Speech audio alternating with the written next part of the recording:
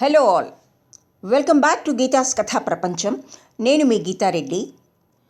ఇప్పుడు మనం కాలాతీత వ్యక్తులు డాక్టర్ పి శ్రీదేవి గారి ప్రముఖ రచనను ఆస్వాదిస్తున్నాం.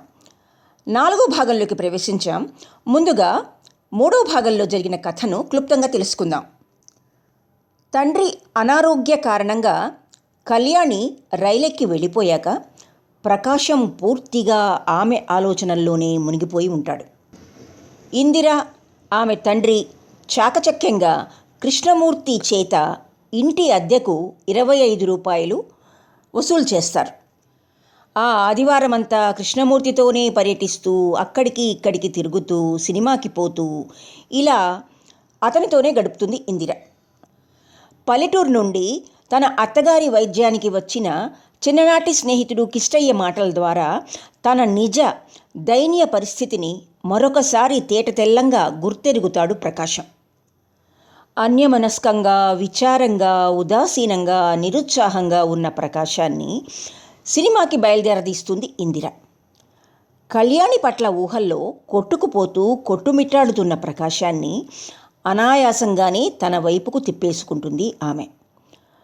నువ్వు నా వాడివి అంటుంది ఇందిర.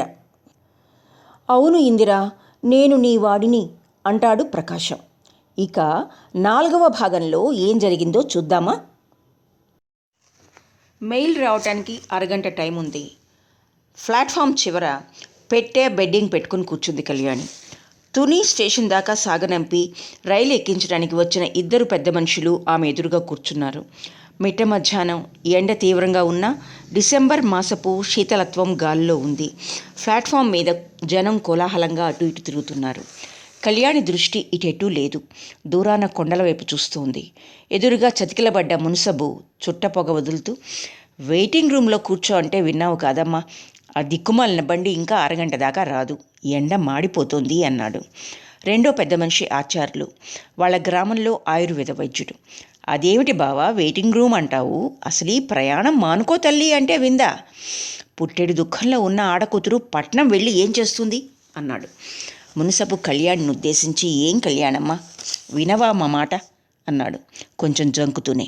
తన కళ్ళెదుట పుట్టి పెరిగిన పిల్ల, బాబయ్య గారు అంటూ చనువుగా మసిలిన తన గడ్డ మీద పిల్ల ఇప్పుడెక్కడికో దూరంగా అన్ని బంధాలు తెంచుకొని వెళ్ళిపోతోంది. ఆ పిల్ల మీద తనకంత అభిమానం ఉన్నదని మొన్నటిదాకా మున్సబు తెలుసుకోలేకపోయాడు. 60వ పడి దాటిన మున్సబు తన కళ్ళ ముందు చాలా విషాదాలని చూశాడు. ఎన్నెన్నో ఏడుపులు విన్నాడు. మానవుడికి రాగల దుఃఖాలు అతనికి కొత్త కాదు. కానీ దిక్కులేని ఈ కళ్యాణి అతనిలో జాలితో పాటు ఆశ్చర్యాన్ని కలిగించింది. ఈ అమ్మాయి ఏడోది? తను చూశాడు కదూ, తండ్రికి జబ్బుగా ఉందని వచ్చినాటి నుండి అహర్నిశలు తండ్రి మంచం దగ్గరే ఉండి సేవ చేసింది. అలా గుడ్ల నీరు పెట్టుకుంటూనే ఉంది. ఆ ఇల్లు, రోగి మంచం, వాళ్ల నిస్సహాయత అవన్నీ చూసిన ప్రతి వాళ్లకు కంటనీరు వచ్చింది. అంతే, రెండో రోజు రాత్రి అంతా అయిపోయింది. తెల్లవారుజాము 2 గంటలై ఉంటుందప్పుడు. తండ్రి కడసారి కన్ను మూసినప్పుడు కళ్యాణి పక్కనే ఉంది. అంతే, ఆ క్షణం నుండి ఈ పిల్లలో ఏదో మార్పు వచ్చింది. ఆ క్షణం నుండి కన్నీళ్లు లేనే లేవు ఈమె కళ్ళలో. ఏడవదే, ముందు సంగతి ఏమిటని భయపడదే మున్సబుకి ఏమీ అర్థం కాలేదు. ఏం కళ్యాణమ్మా, వినవా మా మాట మళ్ళీ అడిగాడు మున్సబు. బెడ్డింగ్ మీద అచేతనంగా కూర్చున్న కళ్యాణి మున్సబు వైపు చూసింది. తెల్లని చీర కట్టుకున్న ఆమె ముఖంలో దైన్యం కానీ విషాదం కానీ కనబడటం లేదు. ఎందుకు వినను బాబాయ్ గారు, ఈ ప్రపంచంలో నాకు ఇంకా మిగిలింది మీ ఇద్దరే. కన్న కూతురి కంటే ఎక్కువగా ఆదుకున్నారు. ఎన్నటికీ మీ రుణం తీర్చుకోలేను. అయితే వెళ్ళిపోవాలనే పట్టుదల దేనికి అన్నాడు ఆచార్యులు. వెళ్ళిపోక చేసేదే ఉంది బాబాయ్ గారు, ఈ గడ్డకి నాకు రుణం తీరిపోయింది. అదేం మాట కళ్యాణమ్మ, మేమందరం ఏమైపోయాం? దేవుడు చిన్నచూపు చూశాడు, దాంతో ఆ అమాయకుడు మనకు దక్కకుండా పోయాడు. అంత మాత్రానికే మేము నిన్ను అర్ధాంతరంగా వదిలేస్తామా? ఈ ఏడాది చదువు ఎలాగూ పోయింది. ఈ స్థితిలో నువ్వు వెళ్ళినా ఏం చదవగలవు గనక నా మాట విను కళ్యాణమ్మ, వెనక్కి రాపోదాం. కొన్నాళ్ల పాటు మా ఇంట్లో ఉండు. నేనొకటి మీ నాన్నొకటి అనుకోకు. అన్నదమ్ముల్లా మెసలేవాళ్ళం ఇద్దరం. నీకేమైనా పట్టింపులుంటే పోని ఆచార్యులు గారింట్లో. ఎంత మాట బాబాయ్ గారు, నాకు అలాంటివి పుట్టుక నుండి తెలియవు. నాన్న నేర్పలేదు, మీరు కూడా నేర్పలేదు. అలా అన్నదానివి ఉండిపోరాదా అన్నాడు మున్సబు ఆప్యాయంగా. కళ్యాణి వెంటనే జవాబు చెప్పలేదు. కొద్ది క్షణాలాగి, అలాగే ఉండిపోదును బాబాయ్ గారు, కానీ చదువు అన్నది ఒకటి ఉంది కదా. నాన్న కష్టపడి ఇంతవరకు ఎలాగో చెప్పించాడు. ఎంత బాధపడి నాకు డబ్బు పంపించాడో మీకు తెలియంది కాదు. ఇప్పుడు మానేస్తే అదంతా వృధా కదా. అదీ కాక కష్టపడి ఓ డిగ్రీ అంటూ సంపాదించితే నా పొట్ట నేను పోషించుకోగలను. ఆగిపోయింది. అవును బావా, అది నిజమే. అందుకే నేను గట్టిగా చెప్పలేకపోతున్నాను అన్నాడు ఆచార్యులు. మున్సబు చుట్టపారేస్తూ, పోనీలే కళ్యాణమ్మ, ఆ చదివేదో చదివేసి. డబ్బుకు నువ్వేం భయపడబోకు. ఇల్లు బేరం పెట్టాం కదా, బాకీలు పోగా ఏమీ మిగలదనుకో. అయినా నేనున్నాను, నువ్వేం కంగారు పడకు, సర్దుతాను. కష్టపడి బిఏ పాస్ అవు అన్నాడు. బిఏ కాదు బాబా, అదేదో ఆనర్సుట సర్దిద్దాడు ఆచార్యులు. నువ్వు ఒకడివి, ఏదైతే అదే లేదు అని నవ్వేశాడు మున్సబు. అది సరే గాని కళ్యాణమ్మ, సెలవులకు మాత్రం ఇక్కడికే వచ్చాయి. మా లోగిలే నీకు పుట్టిల్లు తెలుసా అన్నాడు కళ్యాణిని ఉద్దేశించి. తప్పకుండా బాబాయ్ గారు అంది కళ్యాణి. ఇంతలో రైలుకి గంట కొట్టారు. మునుసబ్బు చొక్కా లోపలి జేబులోంచి ఒక పొట్లాన్ని తీసి అందులోంచి నోట్లు తీసి జాగ్రత్తగా లెక్కపెట్టి ఆమెకు అందిస్తూ, ఇదిగో కళ్యాణమ్మ, ఈ 100 ఖర్చుకుంచుకో, తరువాత లెక్కలు చూసుకుందాంలే. దేనికి ఇబ్బంది పడకు. ఎంత కావాలో మొహమాట పడకుండా ఉత్తరం రాస్తూ ఉండు, పంపిస్తాను అన్నాడు. ఆమె కళ్ళలో నీళ్లు తిరిగినట్లే తిరిగి క్షణంలో మళ్ళీ అదృశ్యమైనాయి. మునుసబ్బు వైపు ఒకసారి ఆమె నిర్జీవంగా చూసి డబ్బు తీసుకుని హ్యాండ్ బ్యాగ్లో పెట్టుకుంది. ఇంతలో రైలు వచ్చి ప్లాట్ఫామ్ మీద ఆగింది. ఆగటంతో కాఫీ, టీ వాళ్ల గోల ఎక్కువయింది. దిగేవాళ్ళు హడావిడిగా దిగుతున్నారు. ఎక్కేవాళ్ళు ఏ పెట్టె ఖాళీగా ఉందోనని పరిగెత్తి చూసుకుంటున్నారు. ఇంజన్ గట్టిగా అరచి నీళ్లు తాగడానికి ముందుకు వెళ్ళిపోయింది. అంతమంది జనాన్ని మోసుకుపోయే రైలు బండి గుండె ఆగిపోయిన మనిషిలా నిస్సహాయంగా నిలిచిపోయింది. మునుసబు, ఆచార్లు కంగారుగా ఆడవాళ్ల కంపార్ట్మెంట్ దగ్గరికి కూలివాడిని తీసుకుని వెళ్లారు. పెట్టె దగ్గర అంతగా రద్దీగా లేదు. కళ్యాణి సామాన్ లోపల జాగ్రత్తగా పేర్పించేసి కూలివాడికి డబ్బులిచ్చి పంపించేశాడు మున్సబు. ఇంతలో కళ్యాణి వచ్చి అక్కడే నిలబడిపోయింది. ఎక్కేసే కళ్యాణమ్మ, ఆనక చోటుండదు అన్నాడు మున్సబు. మరేం పర్వాలేదు బాబాయ్ గారు, చోటు లేకపోతే నిల్చుంటాను. నాకు ఈ ప్రపంచంలోనే చోట్లేదు. రైల్లో దొరకలేదని బెంగదేనికి అంది కళ్యాణి. అదుగో, అలాంటి మాటలే అనొద్దన్నాను కళ్యాణమ్మ. ఈ రామినాయుడు చచ్చిపోయాడనేనా నీ ఉద్దేశం అన్నాడు మున్సబు బాధగా. హరి, అలాంటి మాటలు అనొద్దు బాబాయ్ గారు అంది కళ్యాణి. అయితే ఇంకెప్పుడు అలా అనకు. అనను బాబాయ్ గారు, అనను. ముగ్గురు అలా మౌనంగా నిలబడిపోయారు. ఆచార్యులు ఇంతలో అలా వెళ్ళి ఓ 1/2 డజను బత్తాయి పళ్ళు తెచ్చి కంపార్ట్మెంట్లో కళ్యాణి బెడ్డింగ్ మీద పెట్టాడు. ఆమె గమనించింది కానీ ఏమీ మాట్లాడలేదు. రైలు కదిలే టైం అయింది. అంతవరకు పర్ధ్యానంగా నిల్చున్న మునుసబు ఒక్కసారిగా ఉలిక్కిపడినట్లు, ఇంక మరి వెళ్ళిరానా అమ్మాయి, క్షేమంగా వెళ్ళగానే ఉత్తరం రాయి, జాగ్రత్త, ఇబ్బంది పడకు అంటూ ఆగిపోయాడు. ఉత్తరీయంతో కళ్ళు తుడుచుకున్నాడు. 60 ఏళ్ల వృద్ధుడు. అదే కళ్ళతో కనీసం 60 చావుల్ని, అంతకు మించిన దుఃఖాలను చూసినవాడు. అయినా కష్టానికి చెమ్మగిల్లే అలవాటు ఆ కళ్ళకింకా పోలేదు. అంతలో ఏదో అర్జెంటు పని ఉన్నవాడిలాగా ఆ వృద్ధుడు, సరేనమ్మాయి, వస్తా మరి, రా ఆచార్యులు అనేసి తిరిగి చూడకుండా గబగబా నడిచి వెళ్ళిపోయాడు. ఆచార్యులు మాత్రం బండి కదిలేదాకా అక్కడే నిలబడ్డాడు.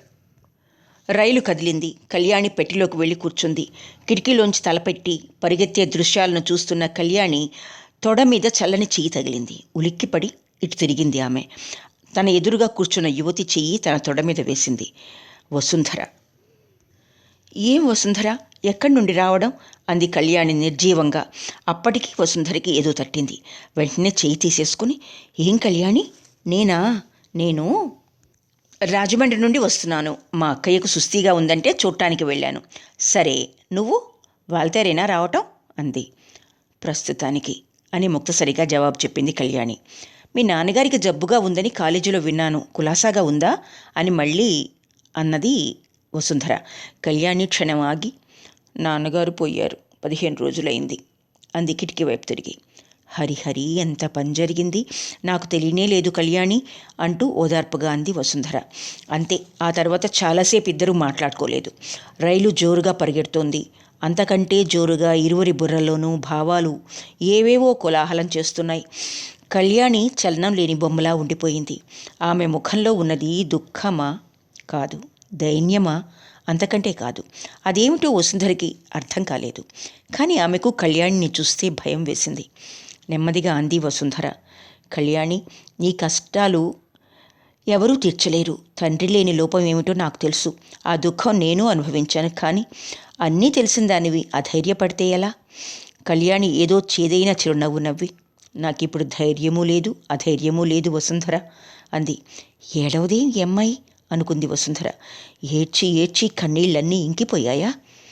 కాలేజీ మానేసి ఎన్నాళ్ళయింది కళ్యాణి? దగ్గర 20 రోజులైంది. ఆ మధ్య టైఫాయిడ్ వచ్చినప్పుడు నెల 15 రోజులు మానేశావుగా.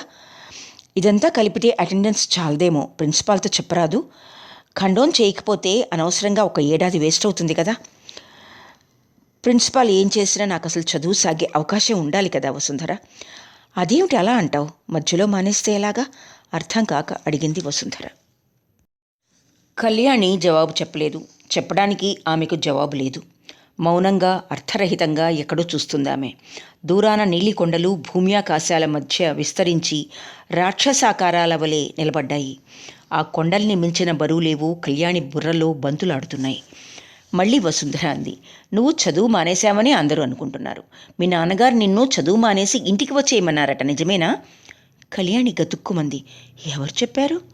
ఇందిరా అందరితోనూ అలాగే చెప్పిందట అంది వసుంధర. ఇందిరా? ఒక అరుపు అరిచింది కళ్యాణి. ఆ అరుపు విని పెట్టెలో వాళ్ళంతా ఒక్కసారిగా కళ్యాణి వైపు చూశారు. వసుంధర భయపడింది. మళ్ళీ తేరుకొని, అయినా నేను నమ్మలేదులే అంటూ కాసేపు ఆగి, ఇందిరా వాళ్ళ ఇంట్లోనే కదూ నువ్వు రూమ్ తీసుకున్నావు? అక్కడికేనా ఇప్పుడు వెళ్ళటం అని అడిగింది. కళ్యాణి గంభీరంగా, అవును, అక్కడ నా సామాను కొంచెం ఉండిపోయింది. అంతకన్నా అక్కడ నాకు ఇంకేమీ లేదు వసుంధర. గది మార్చేస్తాను. హాస్టల్కి వెళ్ళాలని లేదు. వేరే గది ఏదైనా చూసుకుని వెంటనే మారిపోతాను అంది. అక్కడ నాకింకేమీ లేదన్న కళ్యాణి మాటల్లో గర్భితమై ఉన్న నిస్పృహ నిరీహ వసుంధరకు చూచాయిగా అర్థమైంది. కళ్యాణి అసహాయ స్థితిలోని బాధ ఆమెకు కొంత అర్థమైనట్లయింది. కానీ అదేమిటో పూర్తిగా తెలుసుకోవాలని కుతూహలపడుతూ, ఇందిరా నీకంత స్నేహితురాలు కదూ, ఒక్కతెవు ఎక్కడో ఉండి ఏం బాధపడగలవు? అక్కడే ఉండరాదు అన్నది. వసుంధర తన నుండి ఏదో తెలుసుకోవాలనుకుంటుందని కళ్యాణికి తెలుసు. తనేమీ చెప్పలేకపోతుంది. చెప్పుకోగలిగితే బాగుండును, కొంత బరువు తగ్గుతుంది అనుకుంది. వసుంధర తనకెవరు? అసలు ఈ లోకంలో ఎవరికి ఎవరు? తనకెవరున్నారు? తనకెవరూ ఏమీ కానప్పుడు ఎందుకు తన గోడు చెప్పుకోవటం? బరువైన భావాలతో గుమురుకున్న కళ్యాణి గుండెలో నుండి మాటలు వెలికి రావని వసుంధర గ్రహించింది.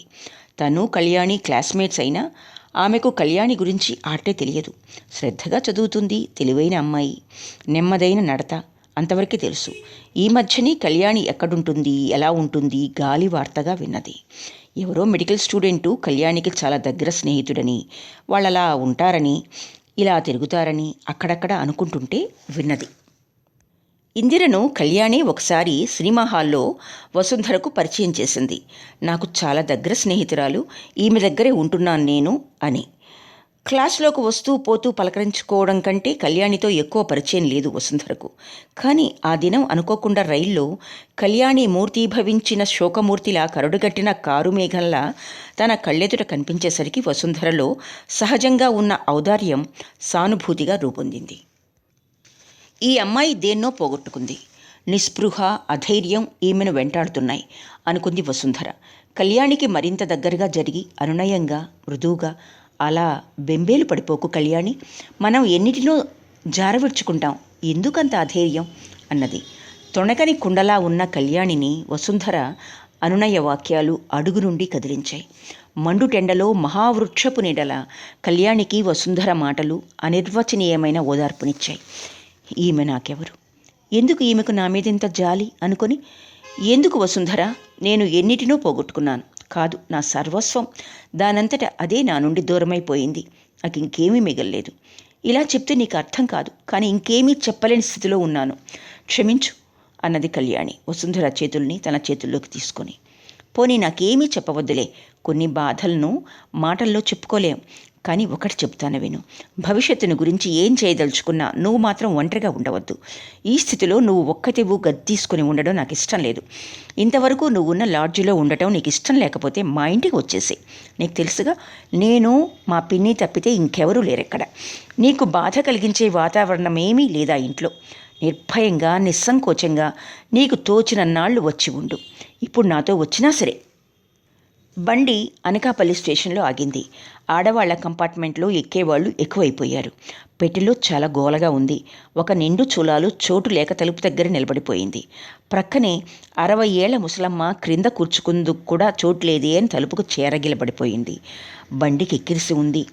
ఒకరి మాట మరొకరికి వినపట్టం లేదు. అంతవరకు హాయిగా కూర్చున్న వసుంధర ఆ గర్భిణీ స్త్రీని చూసి తటాలున లేచిపోయి, ఇలా కూర్చోండి, నేను నిల్చుంటాను అని తన చోటు చూపింది. ఏదో లోకంలో ఉన్న కళ్యాణి వసుంధర లేచి నిల్చోవడం చూసి మొదట తెల్లబోయింది. ఆ గర్భిణీ స్త్రీ జంకుతూ వసుంధర వైపు కృతజ్ఞతాపూర్వకంగా చూసి, మా అమ్మను కూర్చొనియండి, చాలు, నేను నిల్చుంటాను అనేసి వృద్ధురాలు చేయి పట్టుకుని వసుంధర చోటులోకి నడిపించి తీసుకువెళ్ళి కూర్చోబెట్టింది.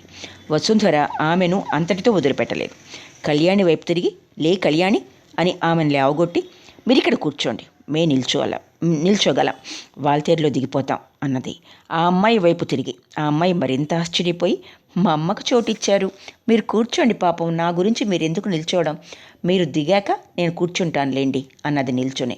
వసుంధర, అది కాదండి, మీ అమ్మ కోసం మీరు బాధపడినట్లే మీ కడుపులో పాపాయి, మరి మా అమ్మ కూర్చోవద్దు అంటాడు. కూర్చోండి, పర్వాలేదు అని ఆమె 2 భుజాల మీద తన చేతులు వేసి బలవంతంగా కూర్చోబెట్టేసింది. తొలిచూలు కాబోలు వసుంధర మాటలకి ఆమె ముఖం సిగ్గుతో ఎర్రబారింది. ముఖం కిటికీ వైపు తిప్పేసి తనలో తనే నవ్వుకుంది. వసుంధరలోని సహజ కారుణ్య మాధుర్యానికి ముగ్ధురాలై నిల్చున్న కళ్యాణి కూడా కడుపులో పాపాయ్ అని వసుంధర అనేసరికి నవ్వేసింది. అదే సమయంలో ఆ పెట్టెలో మరొక మూల పెద్ద రణగొణ ధ్వని జరుగుతుంది. కూర్చుని కాళ్ళు జాపుకున్న 40 ఏళ్ల వనితను అప్పుడే బండెక్కిన ఒక కాలేజీ విద్యార్థిని, మామగారు కాస్త కాళ్ళు కూడదీసుకోండి అన్నదిట. అంతలో ఆమెకు తగని కోపం వచ్చి, మా అమ్మగారేమిటి అమ్మాయి, నీకు నేను మా అమ్మగారిలా కనిపిస్తున్నానా, నువ్వేమో చిన్న పాపాయివా అంటూ దీర్ఘాలు తీస్తూ తిట్లతో శాపనార్థాలతో పెద్ద దుమారం లేవదీసింది. కొంతమంది చిన్నపిల్ల, ఆమెతో నీకేమిటి అంటున్నారు, మరి కొంతమంది ఆమెను సమర్థిస్తున్నారు. అనకాపల్లిలో మొదలైన గగ్గోలు సర్దుమణగక ముందే మెయిలు వాల్తేరు ప్లాట్ఫారం చేరింది. దిగే వాళ్లను ఒక్కొక్కరినే దిగనెచ్చి వాళ్లకు సామాన్లవి అందించి నెమ్మదిగా దిగారు వసుంధర, కళ్యాణి. ప్లాట్ఫామ్ దాటి రాగానే వసుంధర, ఏం చేయబోతున్నావు మరి, చెప్పావు కావు, నాతో వస్తావా అంది. కళ్యాణి ఒక్క నిమిషం ఆలోచించి, ముందు అక్కడికి వెళ్ళి అక్కడున్న సామాను కూడా తెచ్చుకొని వస్తాను, రేపు ఉదయం వస్తాను. మీ ఇల్లు డాబా తోటలోనే కదా, సినిమా హాల్ ప్రక్క ఇల్లేగా. ఆ ఇల్లే, ఒకసారి వచ్చావుగా, నీకెప్పుడు రావాలనుకుంటే అప్పుడు సందేహించకుండా వచ్చేయి, నీ ఇష్టం అంటూ రిక్షా ఎక్కింది వసుంధర. కళ్యాణి రిక్షా కదిలింది. కళ్యాణి రిక్షా ఇందిర ఇంటి దగ్గర ఆగేసరికి పని మనిషి సూరమ్మ ఎదురైంది. ఇంట్లో ఎవరూ లేరా అంది కళ్యాణి. ఆనందరావు గారు నిద్రపోతున్నారు, ఇంకెవరూ లేరమ్మా అంటూ రిక్షాలోంచి బెడ్డింగ్ అందుకుంది సూరమ్మ. కళ్యాణి తిన్నగా తన గది దగ్గరికి వెళ్ళి తాళం తీసి సామాన్ లోపల పెట్టించింది. రిక్షావాడు వెళ్ళాక బెడ్డింగ్ విప్పుతున్న కళ్యాణితో, ఎంత కష్టం వచ్చిందమ్మా, నాయన పోయారంట పరామర్శించింది సూరమ్మ. కళ్యాణి ఆ ప్రసక్తి తేవడం ఇష్టం లేనట్లు, స్నానానికి నీళ్లు పెట్టు సూరమ్మ అంది. స్నానం చేసి తిరిగి వస్తుంటే అప్పుడే నిద్రలేచిన ఆనందరావు ఎదురయ్యాడు. ఓ కళ్యాణి, ఎంతసేపు అయింది వచ్చి అన్నాడు. ఇప్పుడేనండి, అరగంట అయింది, మెయిల్లో వచ్చాను అంది కళ్యాణి. పాపం, చాలా ఇబ్బందుల్లో పడిపోయావు. అసలు ఇంతకీ మీ నాన్నగారికి ఏం జబ్బు చేసిందమ్మా? పక్షవాతం వచ్చింది. ఇక్కడికి తీసుకువచ్చేయవలసింది, ప్రకాశం ఉన్నాడు, పెద్ద హాస్పిటల్ ఉంది, జాగ్రత్తగా వైద్యం జరిగేది. ఆ పల్లెటూరులో ఏం ట్రీట్మెంట్ జరుగుతుందని డాక్టర్లా ఏమైనానా? సర్లే, వెళ్ళి కాసేపు విశ్రాంతి తీసుకో, ప్రయాణం చేసొచ్చావు అంటూ ఆనందరావు నూతి దగ్గరికి వెళ్ళిపోయాడు. ఆనందరావు పరామర్శ కళ్యాణిని మరింత కలవరపెట్టింది. ఇక్కడకు తీసుకువస్తే నాన్న బ్రతికేవాడా? నిజంగా చూసేవాళ్ళ వీళ్ళు? ప్రకాశం ఉన్నాడంటే తనకేం లాభం? నిజంగా అంత చూసేవాడైతే తనను ఇంత కష్టంలో ఇలా వదిలేస్తాడా? అయినా ఎక్కడికి వెళ్ళినా ఇది బాగవదని డాక్టర్ చెప్పాడు కదా. తుని నుంచి డాక్టర్ని రప్పించలేదు కనుకనా అతను. సాయంత్రం 6 గంటలయ్యాక ఇందిరా, ప్రకాశం కలిసి వచ్చారింటికి. హాస్పిటల్కి వెళ్ళిన ప్రకాశం ఆఫీస్కి వెళ్ళిన ఇందిర ఎలా కలుసుకున్నారో అర్థం కాలేదు కళ్యాణికి. ప్రకాశం మేడ మెట్లెక్కుతూ కళ్యాణి గది తెరిచి ఉండడం చూసి గతుక్కుమన్నాడు. నెమ్మదిగా అడుగులో అడుగు వేసుకుంటూ కళ్యాణి గుమ్మం దగ్గర నిలబడి ఎప్పుడూ రావటం అన్నాడు. నిండుగా కళ్యాణి అని సంబోధించలేని అతని పిరికితనం కళ్యాణి గుర్తించకపోలేదు. మెయిల్లో వచ్చాను అన్నది. అతడు గది గుమ్మంలో నిల్చొని ఇందిర నిన్ను చూడలేదలా ఉంది అన్నాడు. ఆ మాట అతను ఎందుకన్నాడో అతనికే తెలియదు. కానీ కళ్యాణికి అర్థమైంది. అతడింకేం మాట్లాడాలో తెలియక తికమక పడుతున్నాడు. ప్రకాశానికి ఇప్పుడు తనతో మాట్లాడటానికి మాటలు వెతుక్కోవాల్సి వచ్చింది. ఎంత విచిత్రమైన పరిణామం! ఇక్కడికి వస్తే ఏం జరుగుతుందో తాను కొంత ఊహించుకుంది. కానీ ఊహకు కూడా అందనంత దూరం పోయాడు ప్రకాశం. ఎదురుగా కనిపించాక తన ఉత్తరాలన్నీ అందాయని, కానీ ఏదో కారణం చేత జవాబు వ్రాయలేదని, ఏదో ఒక సాకు చెప్పి అందుచేత తానేమీ చెయ్యలేకపోయానని అంటాడనుకుంది. కానీ ప్రకాశం మాట తీరే మారిపోయింది. అతనికిప్పుడు తనతో మాట్లాడటానికి మాటలే లేవు. కళ్యాణి కిటికీ వైపు తిరిగి నిల్చుంది. ప్రకాశం గోడవైపు తిరిగి తలుపు దగ్గర నిల్చున్నాడు. ఇద్దరికీ ఏం మాట్లాడాలో తోచలేదు. హ్యాండ్ బ్యాగ్ లోపల పడేసి జోడు విప్పి ఇందిర అక్కడికి వచ్చింది. వస్తూనే ప్రకాశాన్ని తోసుకుంటూ గదిలోపలికి అడుగుపెట్టి వచ్చేసావా అన్నదే కానీ ఆ స్వరంలో మిళితమైన కాఠిన్యం, ఏదో వ్యంగ్యం కళ్యాణికి కొట్టొచ్చినట్లు తోచాయి. వచ్చేసావా అన్న మాటలో వచ్చేసావే, వస్తే మాకే, ఎందుకొచ్చావు అన్నట్లు రకరకాలుగా ప్రతిధ్వనించాయి కళ్యాణి అంతరాంతరంలో. కాఫీ త్రాగుదుగాన్రా అంది చివరికి. అబ్బే, నాకేమీ వద్దు, అలవాటు తప్పిపోయింది అన్నది కళ్యాణి ఏదో అనకపోతే బాగుండదన్నట్లు. ఇందిర ఆమెకు మరింత దగ్గరగా వెళ్ళిపోయిన మనుషులతో మనము వెళ్ళిపోతామా, వచ్చి కాఫీ తాగు, నీకు అలవాటుందో లేదో నాకు తెలీదు అన్నది. ఆ మాటల్లో మార్దవం లేదు. కేవలం తనకు క్లాస్మేట్గా మాత్రమే సుపరిచితమైన వసుంధర ప్రకటించిన మార్దవం, ఆమె మాటల్లో ఆమె స్పర్శలో గల సౌహార్ద్రం తన గుండెల్లో ఇంకా ప్రతిధ్వనిస్తుంది. దానికి ప్రతిరూపంగా ఇక్కడ ఇందిర స్వరంలోని కాఠిన్యం ఆమె గుర్తించగలిగింది. ఇంతవరకు కొయ్య బొమ్మలా నిల్చుండిపోయిన ప్రకాశానికి ఇందిర మాట్లాడిన విధానం దారి చూపింది. జరిగిన దానికి ఎవరేం చేయగలరు కళ్యాణి? ఏదో బాధలు కష్టాలు వచ్చాయని కాఫీ మానుకుని భోజనం మానుకుని ప్రయోజనం ఏమిటి? అనవసరంగా నీ ఆరోగ్యం కూడా పాడు చేసుకోవడం తప్ప అన్నాడు. ఆ ప్రకాశమేనా ఈ ప్రకాశం? నా సర్వస్వం నువ్వే, నీ జీవితమే నా జీవితం, నీ సుఖదుఖాలన్నీ నావి సుమా అని వల్లించిన ప్రకాశమేనా ఇతను? ఒకనాడు కన్నీరెందుకు కళ్యాణి, నేనుండగా నీకు దుఃఖమా అన్న ప్రకాశమేనా ఇతడు? కళ్యాణికి దుఃఖం వచ్చేస్తుంది. కానీ ఆపుకోవాలని చాలా ప్రయత్నించింది. తన కష్ట సుఖాల్లో భాగం పంచుకోలేని వ్యక్తుల ముందు తన దుఃఖాన్ని వెల్లడి చేయడం ఆమెకిష్టం లేదు. కానీ ప్రకాశం అంతటితో ఊరుకోక ప్రతి వాళ్ళకి చెడ్డ రోజులు వస్తుంటాయి పోతుంటాయి, బాధపడుతూ కూర్చుంటే ఏం లాభం, ఒకరి కష్టాలనొకరు తీసివేయలేరనుకో అన్నాడు. కళ్యాణి హృదయంలో అభిమానం బుసలు కొట్టింది, విషాదం విస్తరిల్లింది. ఛీ, ఇతడు ఒక మనిషేనా అన్నంత అసహించుకుంది. కానీ తొణక్కుండా నిజమే ప్రకాశం, ఎవరి కర్మకు ఎవరు కర్తలు, నా కష్టాన్నెవరూ పంచుకోలేరు, వద్దు కూడా అని గిరుక్కున ముఖం తిప్పేసుకుంది. ఇందిర ప్రకాశం కూడబలుక్కున్నట్లు ఒక్కసారి అవతలికి వెళ్ళిపోయారు. వాళ్ళు వెళ్ళిపోయిన కొంతసేపటి వరకు కళ్యాణి జరుగుతున్న సంఘటనలను తలుచుకుంటూ నిల్చున్న భంగిమలోనే నిశ్చేష్టితురాలై ఉండిపోయింది. ఉన్నట్లుండి నిద్రలోంచి లేచిన దానిలా గదిలోని తన సామానంతా పెట్టెలోనూ బెడ్డింగ్లోనూ సర్దేసి క్యాంప్ కాట్ మడిచేసి గది గుమ్మంలో నుంచి బయటకు ముఖం పెట్టి సూరమ్మ అని కేకేసింది. ఇందిరమ్మగారు కాఫీ పంపించారండి అని కప్పు కాఫీతో అప్పుడే గది దగ్గరకు వచ్చిన సూరమ్మ కాఫీ అందివ్వబోయింది. ఇప్పుడేం వద్దు, త్వరగా పోయి ఒక రిక్షా తీసుకురా అంది కళ్యాణి. కాఫీ లోపల ఇచ్చేసి సూరమ్మ రిక్షా కోసం వెళ్ళింది. ఇందిర మళ్ళీ వచ్చి ఎక్కడికైనా వెళ్తున్నావా, చీకటి పడిపోతుంటే ఇప్పుడెక్కడికి అంది. కళ్యాణి ముక్తసరిగా జవాబిచ్చింది. అవును, వెళ్ళిపోతున్నాను. అంటే అంది ఇందిర అర్థం కానట్లు ముఖం పెట్టి. అంటే ఏమీ లేదు, ఇక్కడ ఉండదలుచుకోలేదు, మరెక్కడైనా రూమ్ తీసుకొని ఉంటాను అంది ఆమె దీర్ఘంగా నిట్టూర్చి ఏదో తెలుసుకున్న దానిలా. కాఫీ తాగావా అన్నాడు ప్రకాశం మళ్ళీ క్రిందకు వచ్చి కళ్యాణి గదిలో అడుగు పెడుతూ. ఆమెకు చిరాకు వేసింది. వీళ్ళ బ్రతుకంతా కలిసి కాఫీ తాగటంలోనే ఉంది అనుకొని దానికి జవాబు చెప్పకుండానే నేను వెళ్ళిపోతున్నాను ప్రకాశం అంది. ఎలాగా ఆ వార్త అతని చెవిని వెయ్యాలి గనుక. ప్రకాశానికి అర్థం కాక తెల్లబోయి ఏమిటి సంగతి అన్నట్లు ఇందిర వైపు చూశాడు. ఆమె ప్రకాశం వైపు తిరిగి తను వేరే రూమ్ తీసుకుంటుందట, నేనేం చెప్పగలను చెప్పు. తన మనసుకి ఇక్కడ ఉండడం బాగాలేదని తోస్తే బలవంతంగా ఉంచినా బాధ బాధ పెట్టడమే అవుతుంది. మనతో సరదాగా ఉంటుంది కదా అనే నేను రమ్మన్నాను. కానీ నాకు మాత్రమేం తెలుసు ఈ ఇంట్లో అడుగుపెట్టినప్పటి నుండి తనకన్నీ కష్టాలే వస్తాయని. వచ్చిన 15 రోజులకి జబ్బు పడింది. 6 నెలలు తిరగకుండానే అన్ని రకాల నష్టపోయింది అని కళ్యాణి వైపు తిరిగి, నిజమే కళ్యాణి, ఒక్కొక్క ఇంట్లో అలాంటివి జరుగుతాయి. మేం అనకాపల్లిలో ఉండేటప్పుడు ఒక ఇంట్లోకి అద్దెకు చేరాం.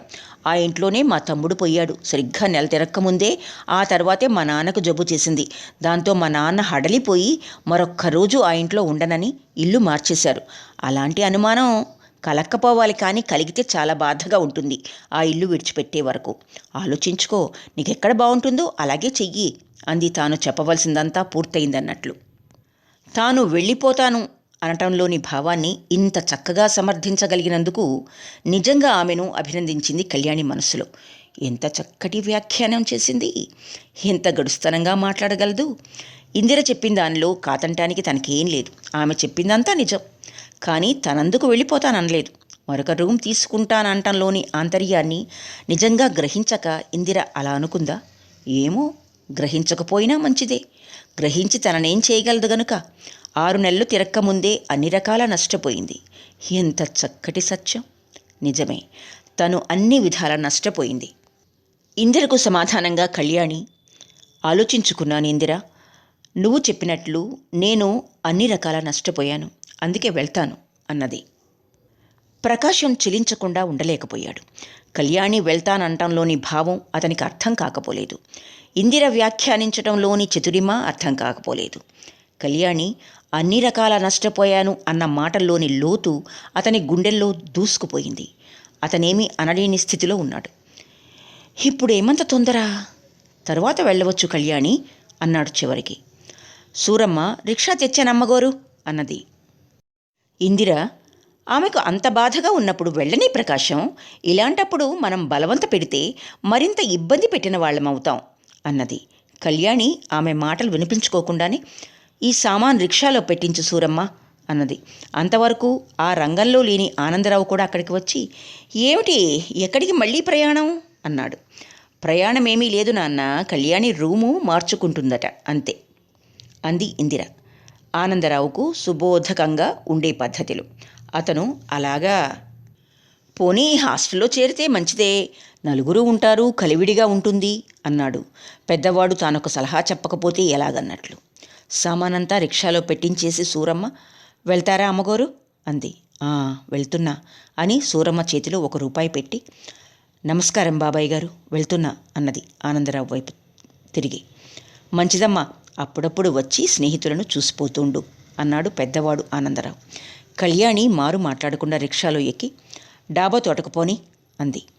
రిక్షా కొంత దూరం కదిలిపోనిచ్చి ఇందిర, ముందే అంతా ఏర్పాటు చేసుకునే వచ్చింది, చూసావా నాన్న అంది. పాపం, దిక్కులేని పిల్ల ఏదో అవస్థలు పడుతోంది, పోన్లెద్దు అన్నాడు ఆనందరావు ఔదార్య విస్ఫూర్తితో.